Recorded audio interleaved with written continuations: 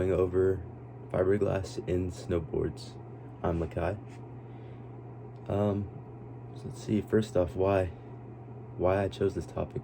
I'm a very passionate snowboarder, therefore my interest in this specific topic. Along with this, I was also extremely curious on the properties of snowboards and how they are reflected in fiberglass. And why is it important to you? Fiberglass is used in many different things, so it doesn't only affect snowboarders, but also those who use things such as phones, cars, computers, and more due to its incredible properties. Let's see, now we're going to go over some of the performance. Let's start off with durability. Snowboards get punished extremely harshly, so they must be durable enough to withstand this abuse without breaking or compromising the structure or purpose of the board. The inner wood provides a strong foundation, while the layers of fiberglass are able to distribute impacts, preventing energy from being localized in one area. This property helps prevent the spread of damage, extending the board's lifespan, protecting both the rider's experience and their wallet. The wood core acts as the base of the board, the fiberglass distributes the impacts, and the epoxy acts as a protective shell, defending against scratches and general breakage. Without all these components working in unison, the boards would not be effective for their application. Now we're going to be going over flexibility. Fiberglass gives snowboards their iconic flexibility, which is majorly important for the sport. This ability to bend and rebound is necessary because snowboards must be light, durable, and flexible for the best rider experience. Another necessary trait is the board's ability to jump or bounce. This greatly impacts ride feel and is a core component of the sport. The bounce is achieved through fiberglass's ability to absorb the rider's jump and produce it back out in what's called an ollie, which is the basis of many tricks. This is why fiberglass layered with wood and epoxy is essential in how the board performs. And weight. The weight of the board is yet another core component of snowboards. The lighter, the better. Heavy boards weigh down the rider, making it more exhausting and harder to perform tricks, just a bad experience in general. This is why something cheap and strong, such as metal composites, cannot be used. They would be too heavy and would cause flexibility issues.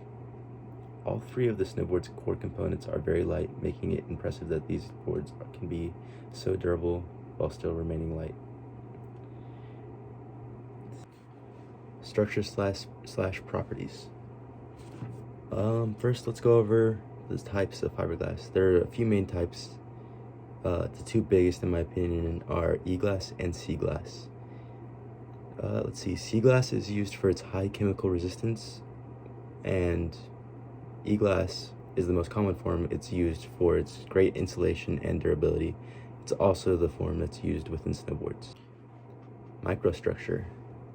Because fiberglass cools too quickly to form crystals, it remains amorphous and therefore has no cleavage points, which reduces the likelihood of cracking. The individual glass threads are very weak and fracture easily, but they gain strength through being woven together and being combined with the resin. Fiberglass can be potentially damaged by water since it may cause fibers to separate from the epoxy, decreasing the durability overall. Now let's go over the processing. The production of fiberglass begins with the creation of glass. Glass is created by melting down a mixture of materials, typically silica sand, limestone, soda, ash, and clarifying agents. This molten mixture is then pushed through extremely small nozzles, cooling on the way out and creating glass filaments, as referenced in this picture right here. Next is a process called sizing. The filaments are coated in a chemical concoction that protects them and allows them to better adhere to the resin later on. And weaving and chopping. Once the filaments are created, they can be either woven or chopped. For snowboards applications, they are left as long filaments, since chopping them would compromise the structural integrity and flexibility. In other words, they're woven. And let's go over the weaving process. Much like traditional weaving, these threads are bundled and interlaced to form a fabric. And for the chopping process, it's much simpler. The filaments are pushed through a machine with a rotating blade that cuts the fibers. If chopped fibers were to be used in snowboards, it would greatly weaken the board. It would not be nearly as effective as they are with the woven fibers. Conclusion. Fiberglass has an amazing combination of properties that make it the perfect material for snowboards. Without these specific properties and its highly specific manufacturing process, we wouldn't have snowboarding as we know it today.